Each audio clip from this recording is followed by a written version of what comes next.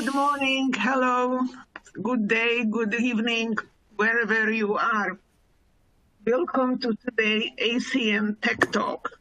This webcast is part of ACM commitment to lifelong learning and professional development, serving a global membership of nearly 100,000 computing professionals and students. My name is Ružena Bajci.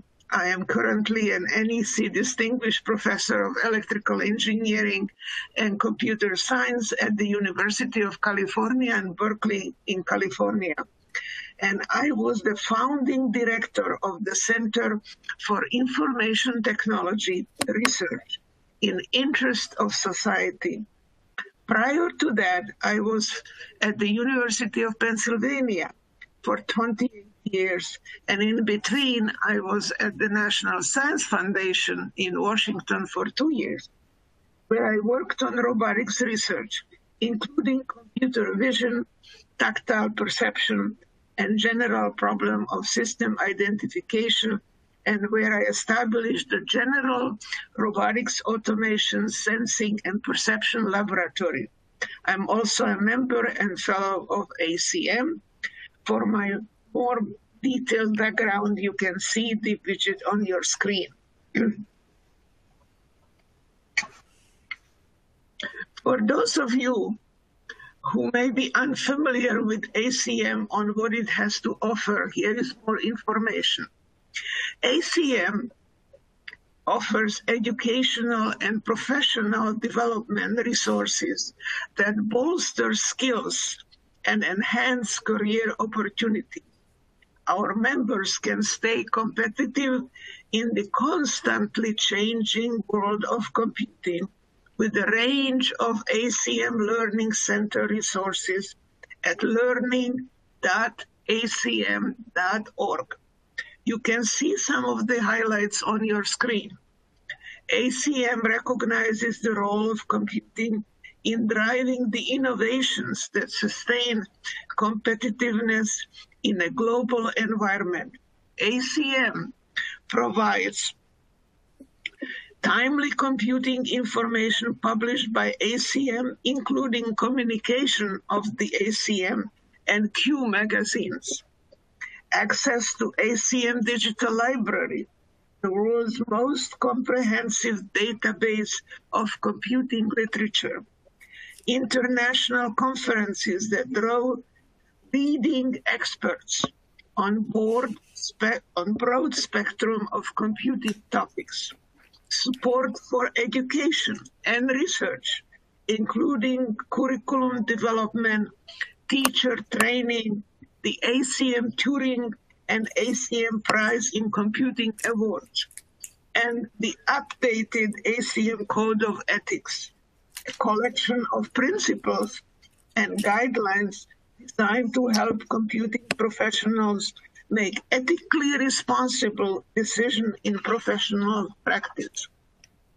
ACM enables its members to solve critical problems using new technology that enriches our lives and advances our society in the digital age.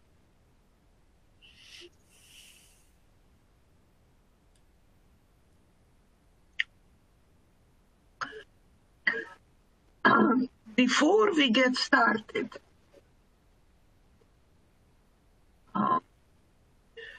I would like to quickly mention a few housekeeping items shown on the slide in front of you. First, the slides will advance automatically throughout the event. On the bottom panel, you will find some additional widgets and resources.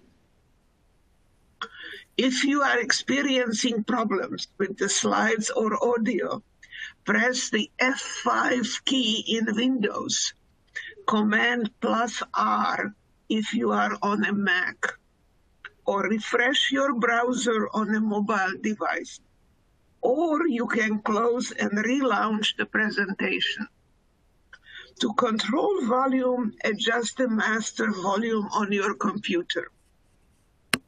If you have questions during this talk, Please type them into Q&A box at any time and click the submit button. I will organize questions as Moshe speaks, and he will reserve time at the end of the presentation to address them. This session is being recorded and will be archived. You will receive an automatic email notification when it becomes available. And check learning.acm.org for updates on this and other upcoming webcasts. At the end of the presentation, you will see a survey open on your screen. Please take a minute to fill it out to help us improve our tech talks. You may also open the link to the survey at any time from the resources windows. You can use the Facebook and Twitter widgets on the bottom panel to share the presentation link with your friends, as well as tweet comments and questions using the hashtag ACMLlearning. We will be watching for your tweets. We also have a community discourse page to continue the discussion after this webcast, including questions we won't be able to get through during the Q&A session. So today's presentation is lessons from COVID-19, efficiency versus resilience by Moshe Vardi. Moshe Vardi, good old friend of mine, is a university professor and George Distinguished Service Professor in Computational Engineering and director of the Ken Kennedy Institute for Information Technology at Rice University. He is the author and co-author of more than 600 papers, as well as 2 books. Moshe Vardi is the recipient of several scientific awards, including CRA Distinguished Service Award in 2010, is a fellow of several societies, including ACM, and a member of several honorary academies. He holds 7 honorary doctorates. He's a senior editor of communications of the ACM, premier publication, Computing, focusing on societal impact of technology. So, Moshe, take it over.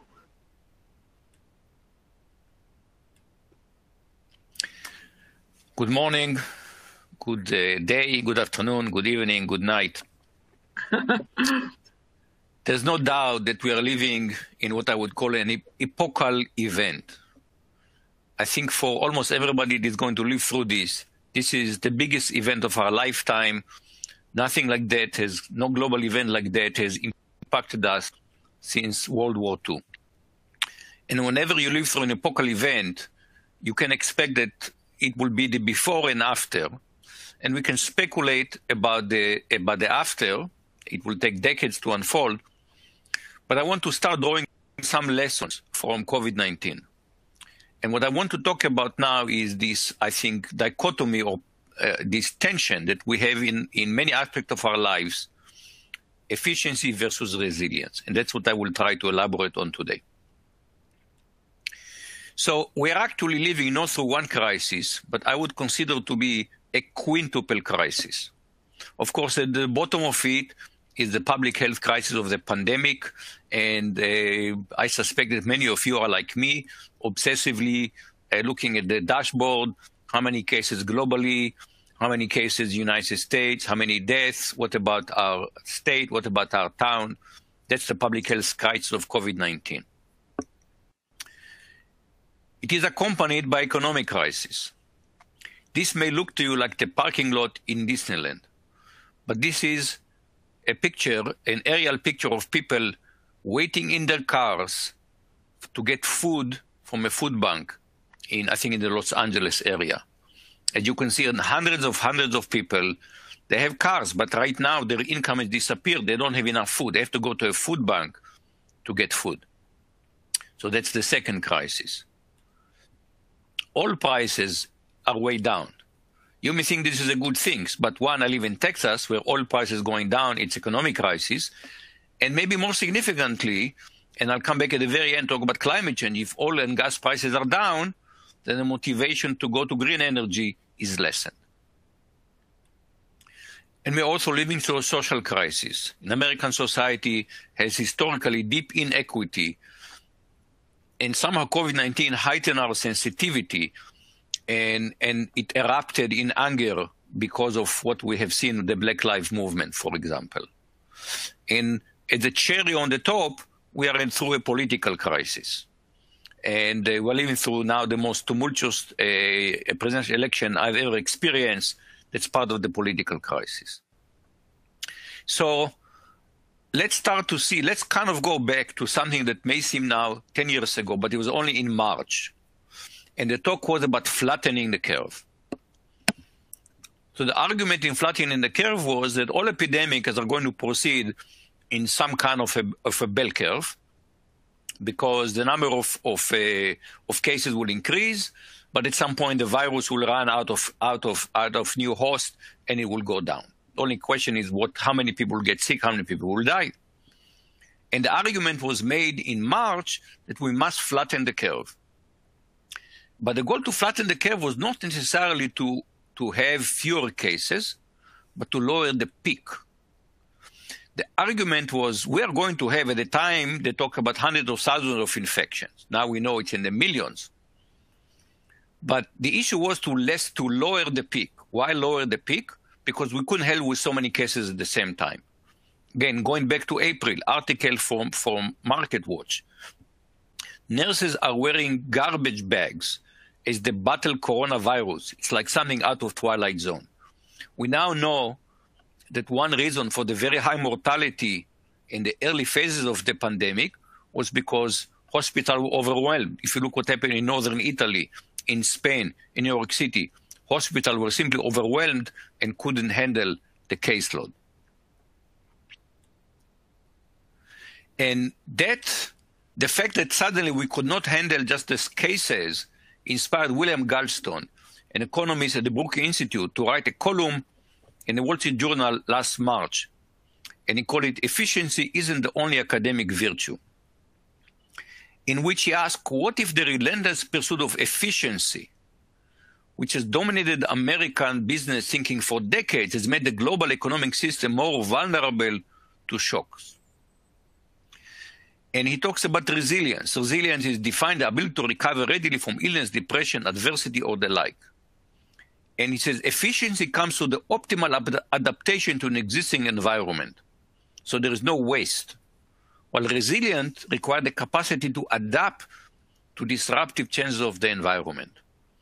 And the point he makes is we focus so much on efficiency, we have neglected resilience. And the same point was made a couple of months later by Thomas Friedman. Remember, Thomas Friedman was the prophet of globalization. And now he wrote on May 30 in New York Times, "Greed and globalization set us up for disaster." The title of the article was "How We Broke the World." Over the past 20 years, he wrote, we've been steadily removing man-made and natural buffers, redundancy, regulations, and norms that provide resilience and protection when big systems, be they ecological, geopolitical, or financial, get stressed. We have been recklessly removing these buffers out of an obsession with short-term efficiency and growth, or without thinking at all. Same point, efficiency versus resilience. It turns out that this point is not a new point. We are just rediscovering it. When I did research, I was able to find an article from 1975, and maybe there are earlier articles about it. The title of the article by M.A. Goldberg was on the inefficiency of being efficient. And what Goldberg said is that if you focus on efficiency only, then you are viewing your problems with a very narrow lens. And because you are looking at such narrow lens, you'll only consider a narrow range of possible solutions. You're not considering the problem broadly enough, where you need to consider other aspects beyond efficiency. So let's take one example, logistics, manufacturing. So I remember when 30, 40 years ago, just-in-time manufacturing was the hot thing. What was the idea of just-in-time manufacturing? If you have a warehouse with parts and components, it is very inefficient. Why? You spend money buying the parts. Now that money is idle in the warehouse, you have to maintain a warehouse. You need workers to maintain the warehouse. Parts have to go to the warehouse and get out of the warehouse. This is all very inefficient. How about eliminating inventory or reducing it significantly so the parts will arrive just in time when they are needed on the line? So this became all the rage, became also known as lean manufacturing. I remember, for example, a company like Dell became a very large PC company by being very efficient manufacturer. It was not so much about technical innovation as about doing being very good at logistics. The problem with just-in-time manufacturing, it assumes best-case logistics. It assumes that the parts will always arrive just in time. What happens if they don't arrive? What happens if there's disruption of the supply chain? Then you're paralyzed. So just-in-time manufacturing is efficiency at the expense of resilience. And in fact, we can see it. We go back to things like, remember, we couldn't have enough toilet paper or paper towels. And in an article in the August 2020 in the Wall Street Journal, that talks about why we don't have enough paper towels. And the answer was blame lean manufacturing. A decades-old long effort to eke out more profit by keeping inventory low left many manufacturers unprepared when COVID-19 struck, and production is unlikely to ramp up significantly anytime soon. This is from a Costco store. This is the section of paper product. You see, it's empty. There was simply not enough paper towels. And the Wall Street Journal has been running a sequence of articles called the COVID storm. And one of them in September was about why did COVID overwhelm hospitals? And the answer is, again, a years-long drive for efficiency. Health systems have kept a tight rein on employee numbers and expanded outpatient care, helping their finances by making them less prepared for medical crises. Again, efficiency versus resilience. Let's go out of logistics. Let's go to finance. So Wall Street have done a very good, generally speaking. Wall Street focus on risk management. You have all these investment company in Wall Street. Risk management is incredibly important part of their business model. And they have a formula called value at risk. Value at risk try to assess, given, let's say, with probability, let's say 99%, I want to know that I will not lose more than, let's say, $100 million or $1 billion, whatever it takes. And so these companies have very careful risk models, and they develop very sophisticated mathematical model. This is David Lee, developed the Gaussian copula function. We will not go into the details of this function. You can see it could be a whole lecture just about this function. And the focus was on, again, on risk management. But it turns out that value at risk and this Gaussian copula function, it does a good job for normal market conditions. What about this 1% of probability? Remember, we're talking about confidence. What about the 1% of black swan? The formula does not do a good job. So we have, with the formula, we have efficiency, but when something goes wrong, a black swan, the market collapsed in 2008. So again, efficiency versus resilience. And I'll give you, let's talk about efficiency versus resilience in governance. Democracy is a good example. Famous quote due to Winston Churchill. Many forms of governments have been tried and will be tried in this world of sin and woo. No one pretended democracy is the perfect or all-wise. Indeed, it has been said that democracy is the worst form of government, except all those other forms that have been tried from time to time. So democracy generally very inefficient. I mean, think of just our political system, different branches of government trying to make decisions. It's just very, very inefficient. On the other hand, democracy tended to be more resilient. Why? Because if you have in an authoritarian regime, one person make the decision, and then one wrong decision, and the whole country suffer the consequences for this. Now, under pandemic, I think we are debating whether the federal system in the United States is good for dealing pandemic. There was no federal coordination. We suffer from that. On the other hand, the states were free to improvise. Each state would improvise on itself. So I think this is still an open question, whether democracy versus resilience in governance. And we can remember we saw the economic crisis. Well, the economic crisis also has to do with resilience. In this case, I would say resilience versus precarity. So we already in 2016, we have discovered the precarity of the working and middle-class American. Article from the Atlantic in May of 2016. 47% of Americans could not handle an unexpected expense of $400, which is your brakes are broken, you can drive to work, $400. If you make it a broken transmission, which is $1,000, 2/3 of Americans cannot cope with one sudden expense of $1,000. So in June of this year, in the Atlantic, we have an article that says it didn't have to be like that. The desperation of U.S. workers in the aftermath of the coronavirus was a product of a series of policy decisions and missed opportunities. We did not take into account the precarity of 2/3 of American society and how they're impacted when we suddenly have a crisis such as COVID-19. Let's see how nature deals with this tension between efficiency and resilience. So in 2016, Communication of the ACM published an article titled Sex as an Algorithm, the Theory of Evolution under the Lens of Computation. Sex as an Article was the real title of the article. It was a serious article. We had the editorial board had a big of a debate what to put on the cover, and we ended up putting the pink color, which was somewhat controversial. Some people got offended by the pink color. But the article was a very serious article. So let's go back. What was the article about? It's an article by Livnat and Papadimitriou. And they says, well, we are familiar with two kinds of algorithmic search techniques. One, simulated annealing, very, very celebrated local search technique. It is based essentially on sequence of mutation where we have steps of kind of jumping from local minima. Genetic algorithm use both mutation, but also crossing of chromosomes. Now, our computational experience is that simulated annealing is better than genetic algorithm. So why does nature use sexual reproduction as almost the exclusive reproduction mechanism in animals? Why does nature prefer sexual reproduction to just mutations?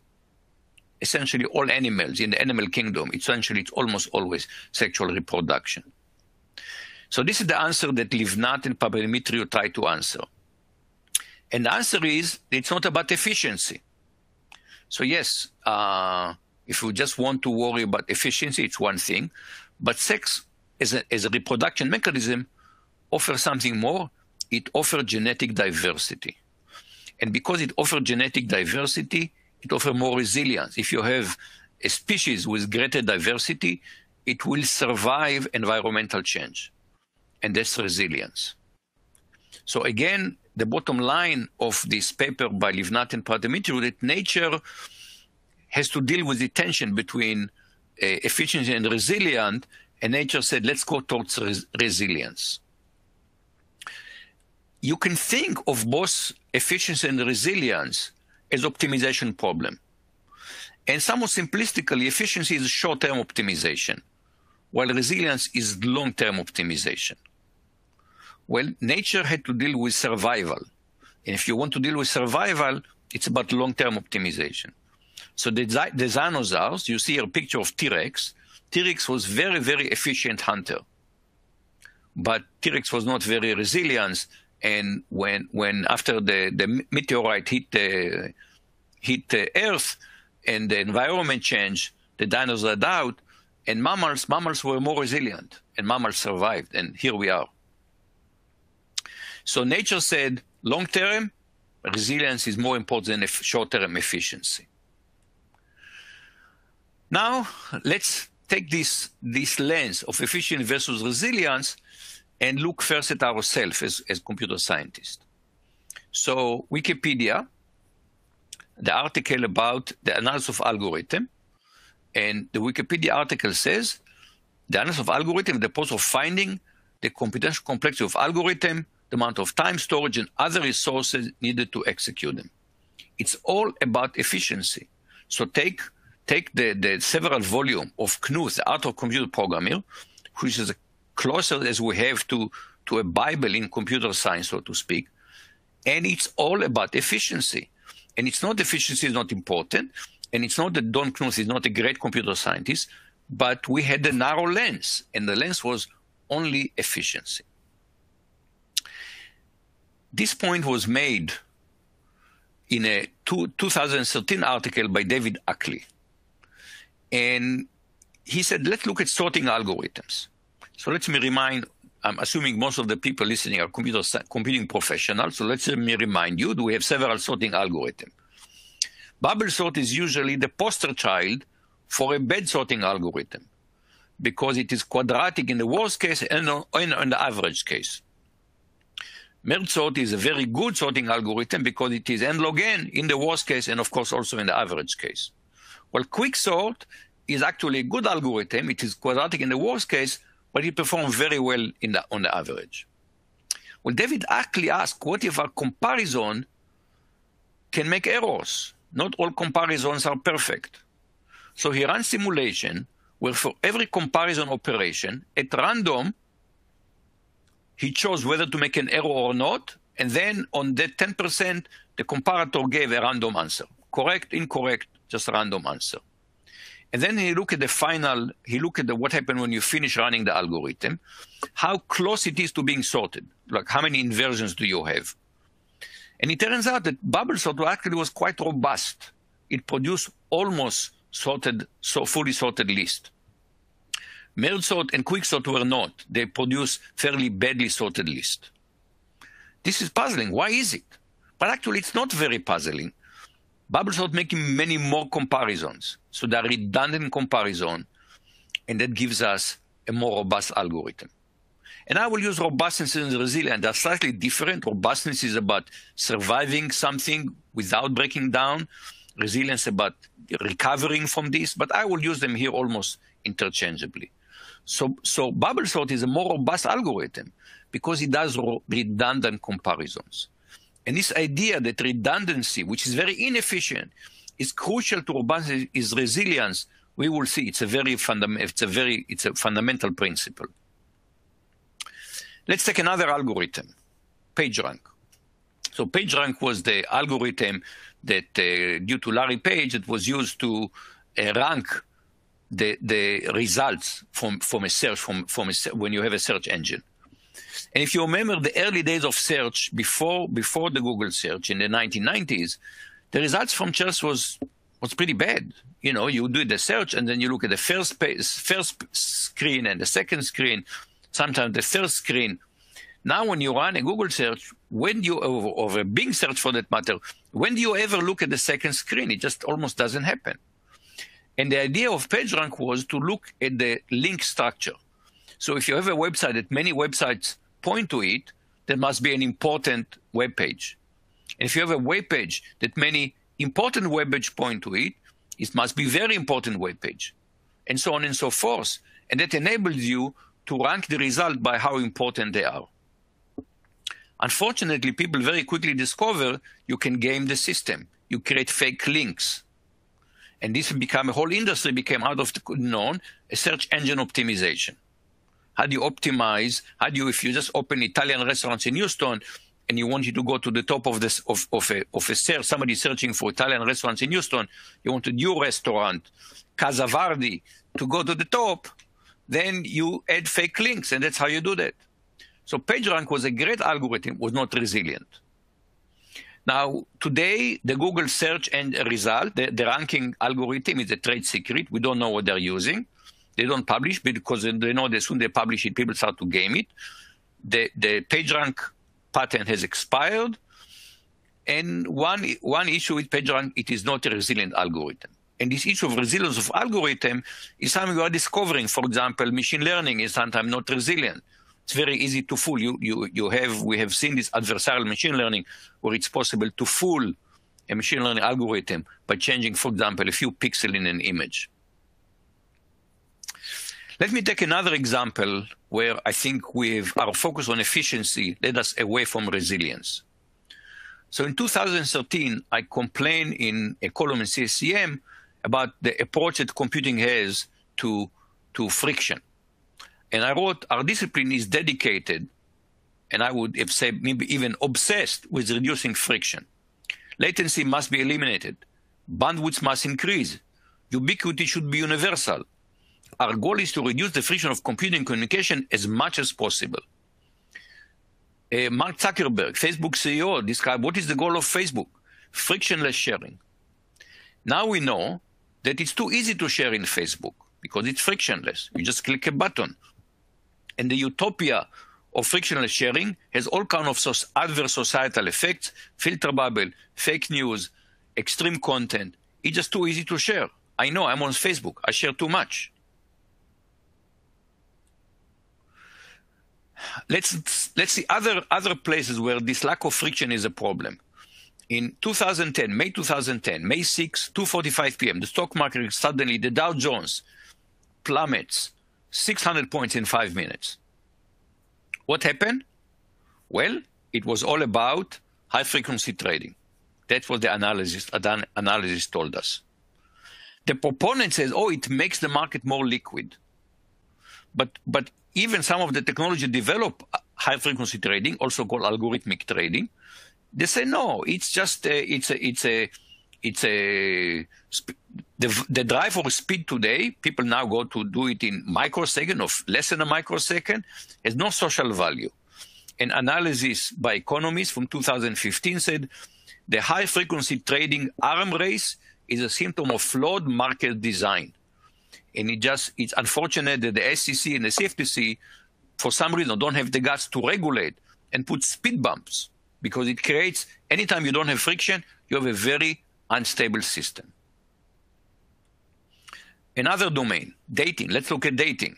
What was the goal of Tinder? The goal of Tinder was to reduce friction in dating. It's very easy. Swipe left, swipe right. But in an article in Washington Post in 2018, Jenna Birch complained, why is it so hard to turn a Tinder date into a relationship? And she writes, these were the swarms of matches over the years. I never had an update turn into an actual relationship. And this anecdotal impression by Jenna Birch was confirmed by studies, academic studies, that couples that meet online are 28% more likely to split within 1 year. But it's very clear why it is. You know, you make so little investment there, and there is an old country song, easy come, easy go. And it's exactly about that. You make little investment in the relationship. If it's over, it's no big deal because you're very little invested in it. Okay? So easy come, easy go. You can go and find the country song. It's exactly about this. If you're not invested, the relationship is less robust. So imagine that I go to we have an engineering quad at Rice, and across the quad, I have my mechanical engineering department, and I can go to my colleagues there, and I say, in computer science, we want to have frictionless computing. Why don't you guys go to frictionless mechanical engineering? They would say, you're crazy. Our job is to put the right amount of friction in the right place in the right time. In the drive shaft, we want very little friction. But in the tires, we want lots of friction. Your car will not go anywhere without friction. And so it's all about doing the right thing in the right amount in the right place in the right time. We don't have such a nuanced understanding of friction. We don't know where should we put friction and where should we eliminate friction.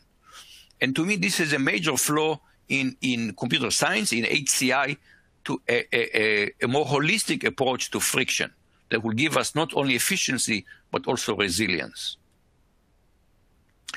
And going back to David Ackley, he complained about our approach. He called it CEO software.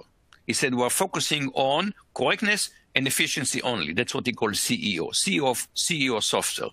He said when you look at other aspects of computing, such as robustness, he called it robustness. I said robustness, resilience. I will consider them the two sides of the same coin here. And he said we need to understand how software degrades, how performance degrades, for example. And a beautiful example of a failure of this was given to me just a few days ago by Al Spector. And he said that the 737 MAX was an example of a failure of robustness because of a drive for efficiency. So if you remember what they tried to do, they tried to put newer, more efficient engines, jet engines, into an older frame of the plane. And that created some instabilities. And they said, no problem. We will have a fly-by-wire. There will be a data-centric control loop that will get data from the sensor and will stabilize the plane, will overcome the mismatch between the engines and the frame. But their design was susceptible to the malfunction of one sensor. And because of this one sensor that can fail, there were two horrific crashes.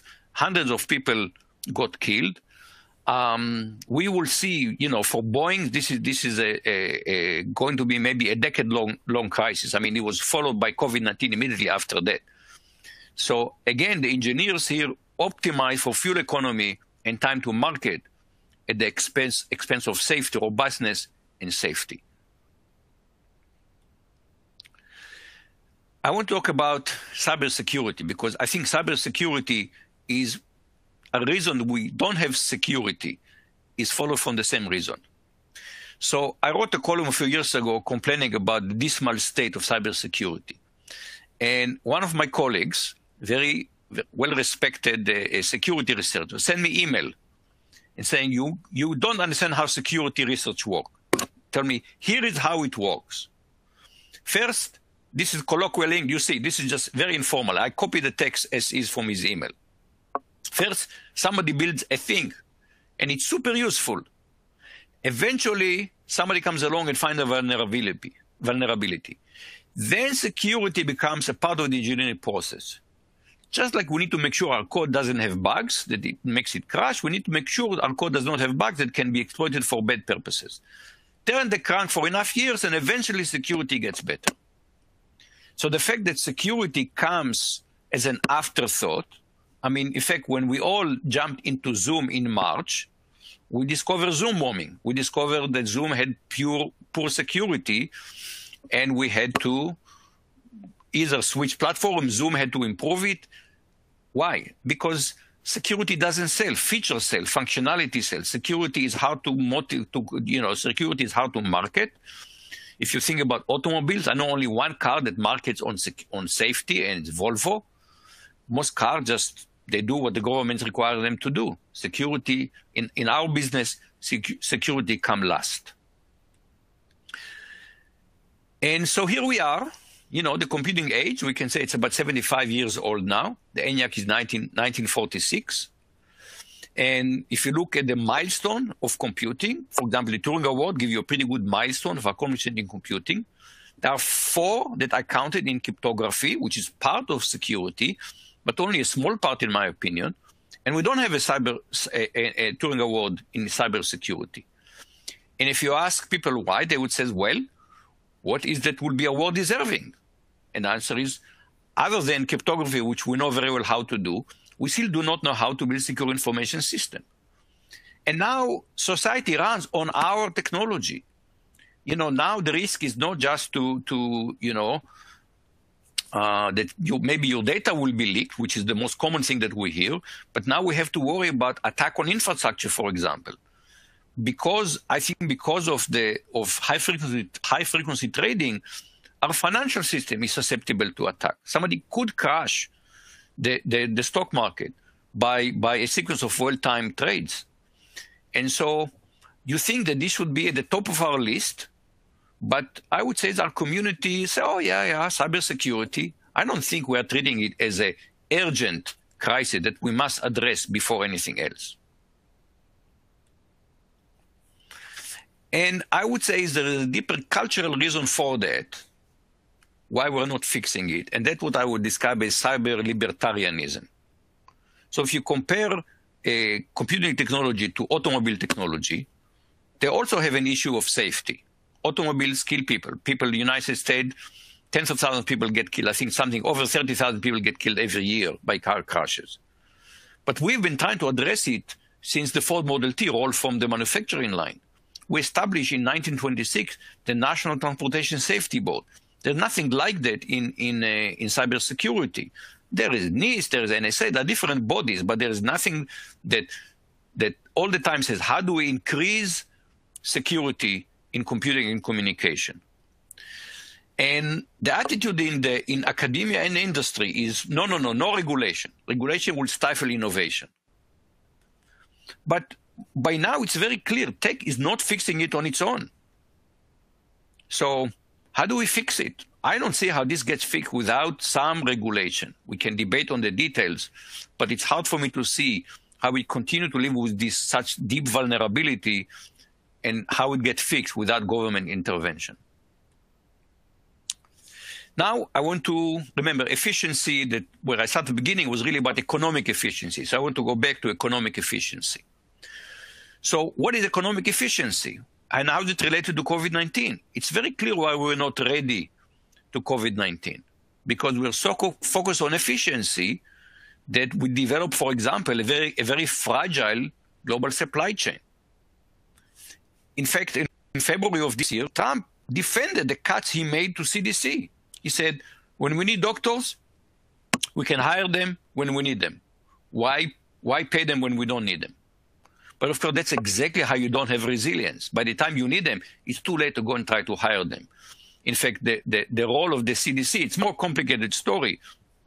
But the agency that was supposed to prepare us for a pandemic, and its failure to do so because of politics, because of budget, that historian will write books about this for years. So I went to the font of all economic knowledge, which is not Wikipedia, but Investopedia. And they define economic efficiency as it means the good and factor productions are distributed or allocated to their most valuable uses and waste is minimized. And furthermore, free market advocates argue that through individual self-interest and freedom of production as well as consumption, economic efficiency is achieved and the best interests of society whole are fulfilled. So there is a claim here that efficiency also would guarantee optimality. Is that so? I want to question that. So you go to kind of economists, you say, where does the theory, what does the theory tell us about free markets and efficiency? And they would refer you to the first welfare theorem. And it basically said under certain assumption, technical assumption that we will not get into here, a free market will tend towards a competitive Pareto optimal equilibrium. This is what efficiency means. It's Pareto optimal. Nobody can improve their situation without somebody else losing, so you're in equilibrium. And so the argument here, the free market produces economic efficiency. So the question we should ask is, okay, let's assume that it does produce efficiency. Remember the promise that this will serve the best interests of society. How well does it serve the best interests of society? So again, I'll go to Papadimitrios, who likes to take computing theory and look at what's called computational lens on biology, in this case on economics. And in 1999, he took a look at this issue. And he and Kutsopia study, they say, well, the theorem does not tell us what equilibrium we will end up in. There are many possible equilibria.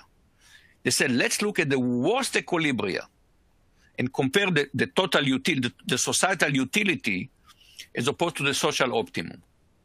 He was inspired what we do in analysis of algorithm, where we talk about online algorithm, and the approximation ratio is the performance of an online algorithm as compared with an offline algorithm.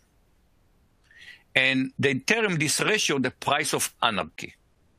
So right now you have a free market. Nobody guides which equilibrium we should go to. We end up in some equilibrium. But what they show is the price of anarchy can be arbitrarily high depending on the complexity of the system. In other words, economic efficiency does not guarantee that the best interests of society as a whole are fulfilled.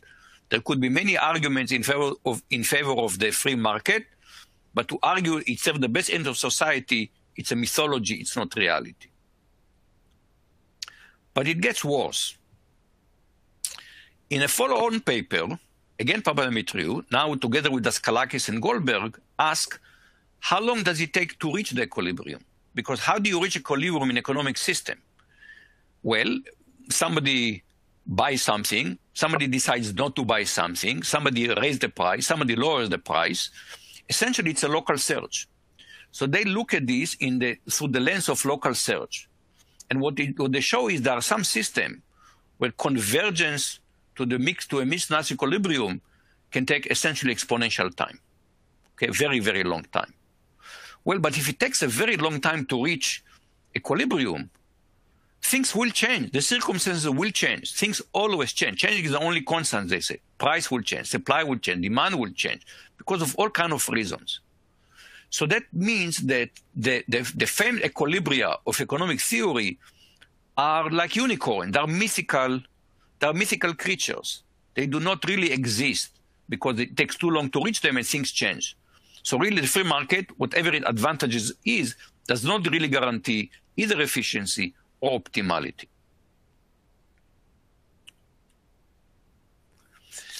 Now you may remember a movie from more than 30 years ago, Greed is Good. There was a famous speech. The movie was called Wall Street, and Gordon Gekko, played by Michael Douglas, gave this famous speech, Greed, for lack of a better word, is good. You can find it on YouTube. And he makes basically Adam Smith's invisible hand argument. Everybody acts greedily, and we end up with social optimum. But we are computing professionals. We all learn that greedy algorithm gets stuck in the local optima, or in fact, in this case, and maybe in the local minima. And you need some systemic intervention. In fact, that's what simulated annealing does. It kicks you out of local minima to drive them out of such optima.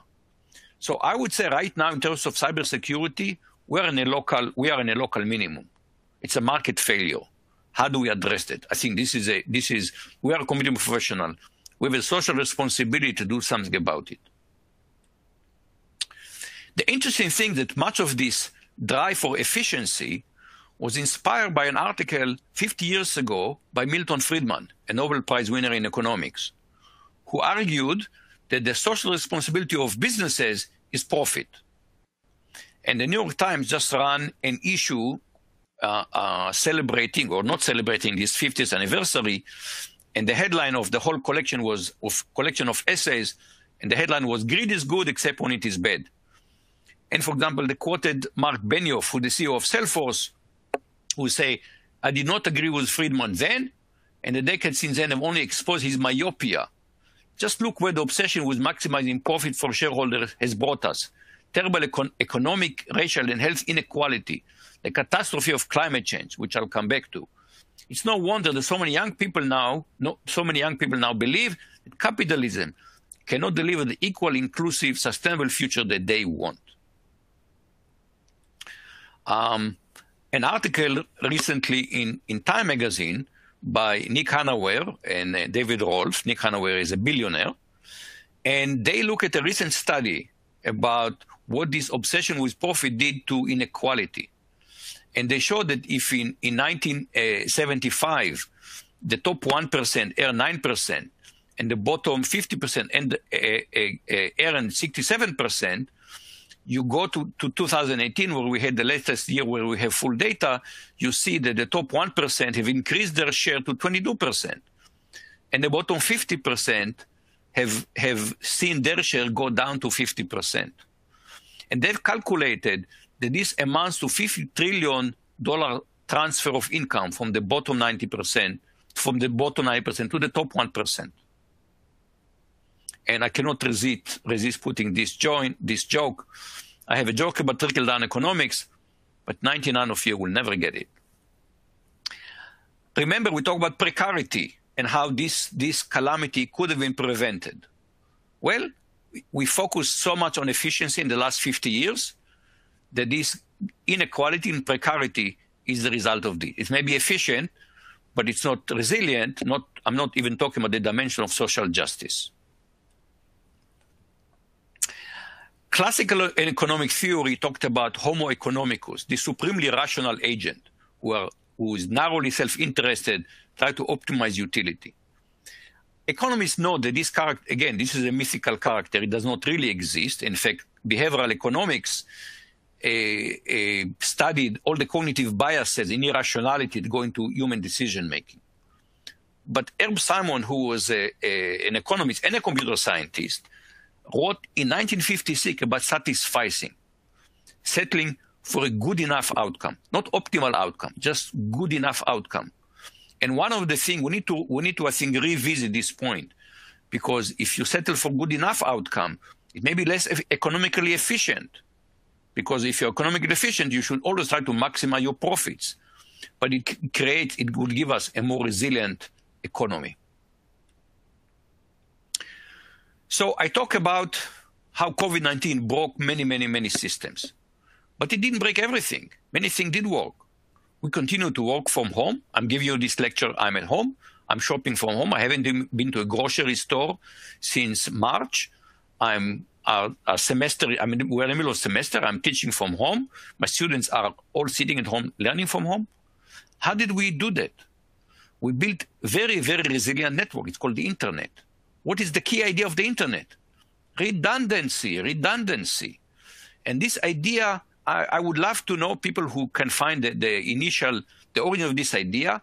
I found it in error correcting codes, where if you want to have resilient communication, you add extra bits for error correcting codes. In 1956, John von Neumann wrote, how do you build a reliable organism for unreliable cells? And the answer again was redundancy.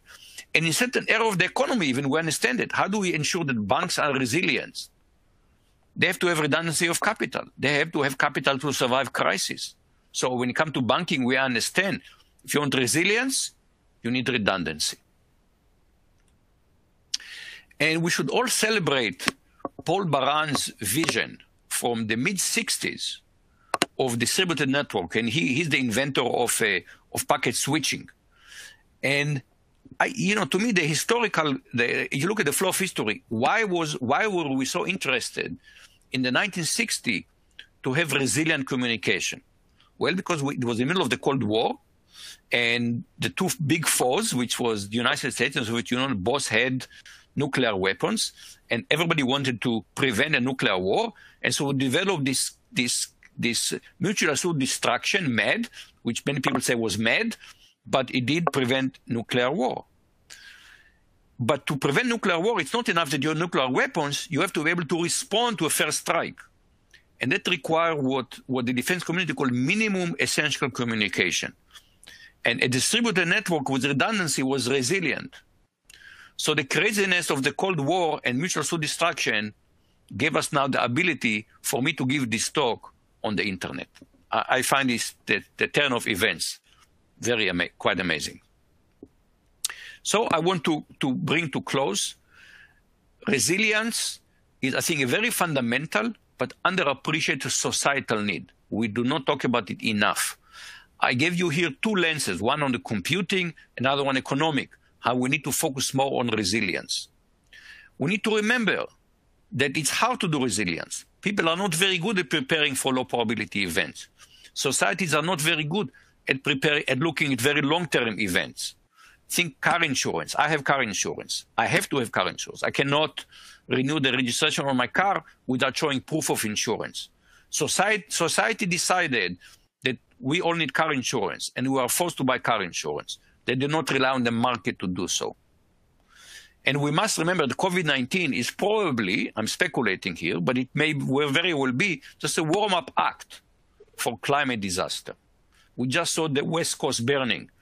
And if you want to know, is it exceptional? Yes. Every year now, you can take the acreage burned every year on the West Coast now, and you see a linear line, a linear regression would show you that every year we're burning more and more acreage on the West Coast. If you want to scare yourself. Go and read this book, The Collapse of Western Civilization, A View from the Future. It's a kind of a science fiction book looking at the past. So this is going back, I think, to maybe 2050. And a historian writes about the collapse of Western civilization. So it's a scenario, but it is really quite chilling. And maybe reading it more widely will force people into action. And I should remind people of a book that not very well known, but I think it's a very important book by Ulrich Beck from the mid-80s, a German sociologist, about the risk society.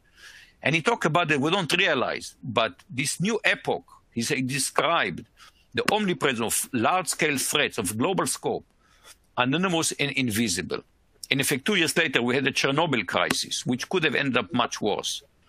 And in a recent article in Foreign Policy, a policy magazine, Adam Tooze wrote, the question so vividly exposed by crises such as Chernobyl and the ongoing coronavirus pandemic is how to navigate this world of ever omnipresent risk. And my answer is resilience, resilience, resilience. And I want to finish by quoting Farid Zakaria, who wrote recently in the Washington Post, the pandemic upended the present, but it's given us a chance to remake the future. And I would add, let's not blow it up. Thank you very much. Thank you very much. We can now go to Q&A, Regina. Yes. Thank you very much for this wonderful talk, and I'm looking forward to follow up some of your references. We have 36 questions, and I'm torn, which one to read because they are all fascinating. So let me just start with Jen Tink from University of Rochester at 956 wrote, great observations and phrasing of the basic problem we face. Is the dichotomy the problem that optimization is wrong or that we are optimizing it wrong? In particular, goals in optimization, hold on, I have to sort of, in optimization, efficiency, wealth, user count are easy to quantify. So instinctively we work to improve. Resilience, however, is not easy to quantify, at least before we are thrown into the middle of a crisis. How much of the problem we have is that we don't have good ways to quantify resilience in a way that we can optimize? So, people in optimization talk about multidimensional optimization or multi-objective optimization. What happens if you have more than one objective? And they would say, well, there is one way you do this is by somehow taking some weighting function and combining them.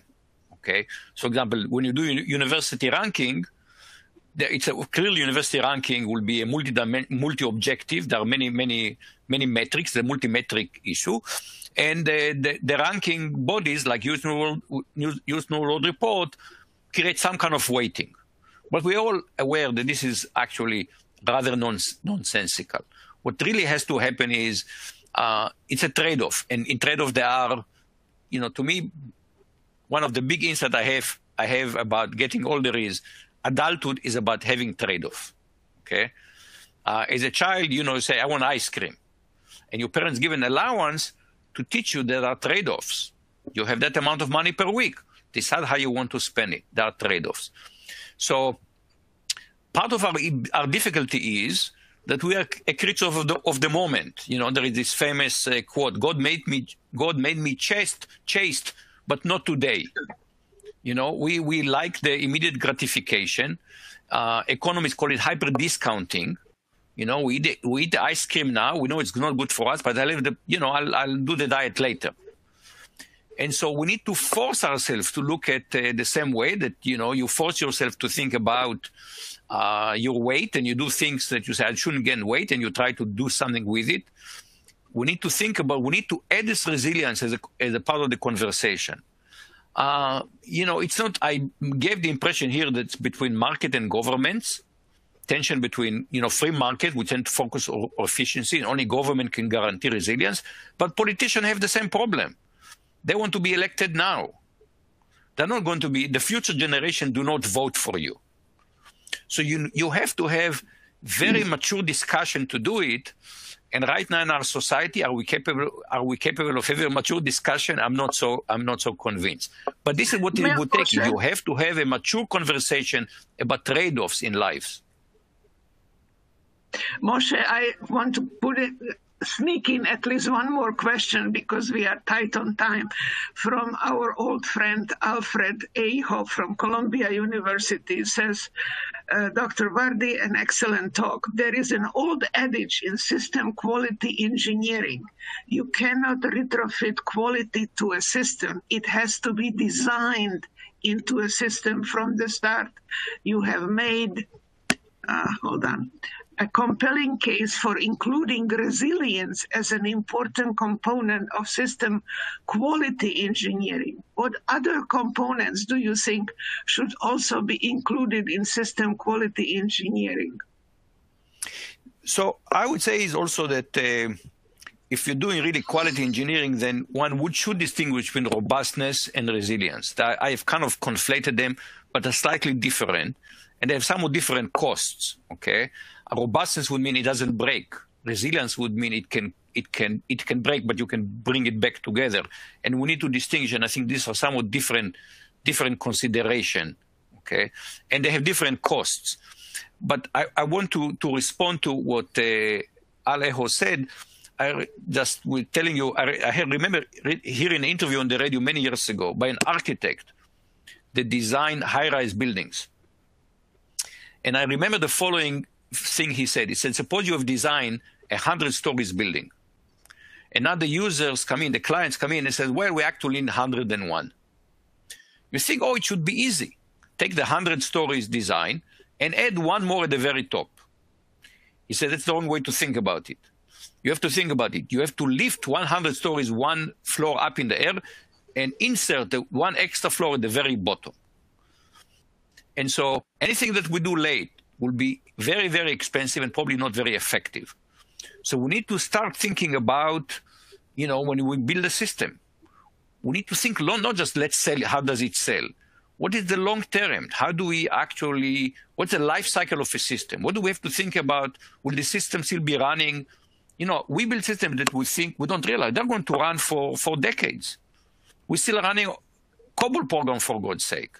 So we need to start developing long-term thinking and think, how do we ensure that what we do now is not only good today, but will be good in 10 and 20 years, and 30, 40, and 50 years. Very good. I'm not sure, do we have time for one more question? Let's do one more question, quickly. Okay, all right, good. So here is a question close to my heart, which is by Sylvia Peacock from York University, Toronto.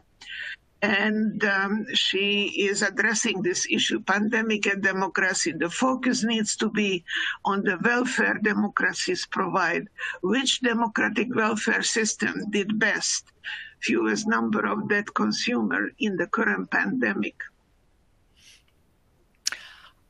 I think that historians will write books about it for years, about how, one of the, in fact, interesting thing is that different countries are facing exactly the same virus and somehow respond in a very, very different way.